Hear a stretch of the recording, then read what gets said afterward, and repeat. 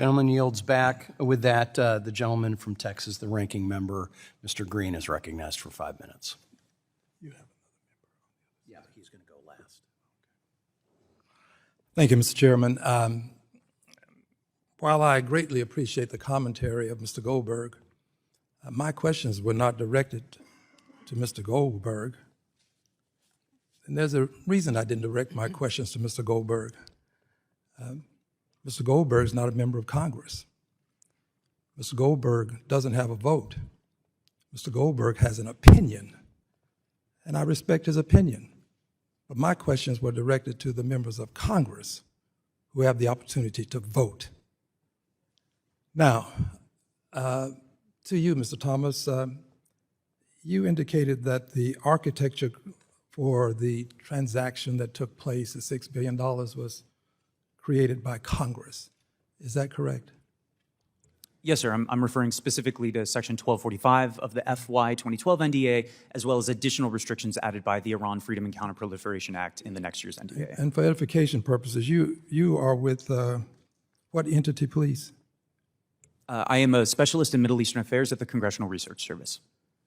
And that is an entity associated with what organization or what body, please?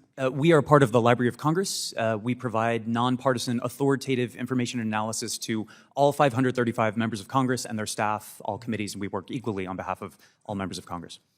The transaction that took place, the $6 billion in question, did that transaction take place in contravention of the law?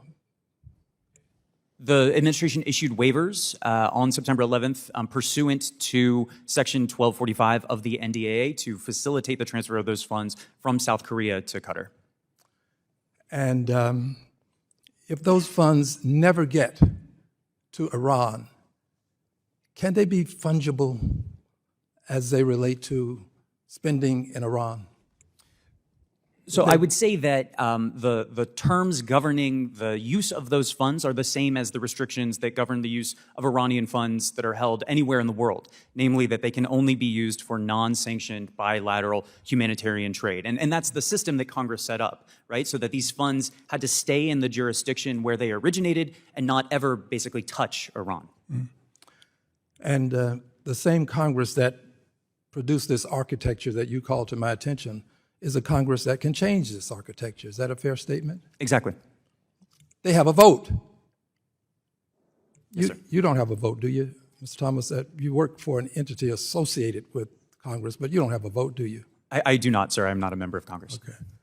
So I think it's pretty fair to say that we, the members of Congress, may have some responsibilities, but what you have is an opinion, as is the case with the other witnesses.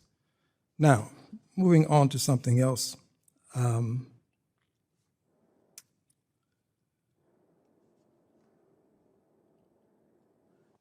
Hamas is a terrorist organization. What they did was a crime against humanity. Should never happen again. But I've lived long enough now and have the courage enough to say that we ought not allow innocent people, regardless of their place of origin, to be killed.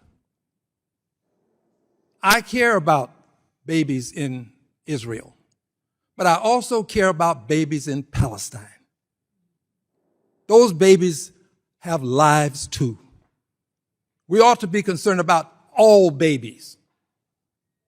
And we ought to be concerned about not just winning a war, but winning the peace. You can win a war and lose the peace. How you execute a war has a lot to do with the peace you will have. And I will tell you that while I did not did not co-sign the resolution, and there's a reason. I believe that we should have had language in there about a two-state solution to this problem.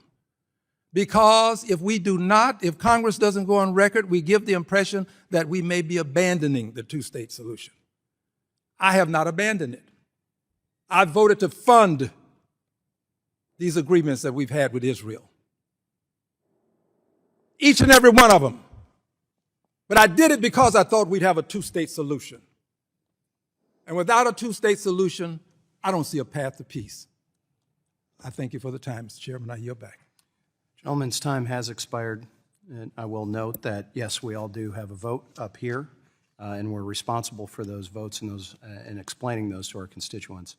We also have staff that we rely on as well, and I've appreciated those opinions from former staff who have helped us as members. In with response that, to your comment, Mr. Chairman, which you allowed yourself time for, I just asked for equal time. I respect the comments of staff too. I have no problem with staff. It's just that excellent. we have the votes. There we go.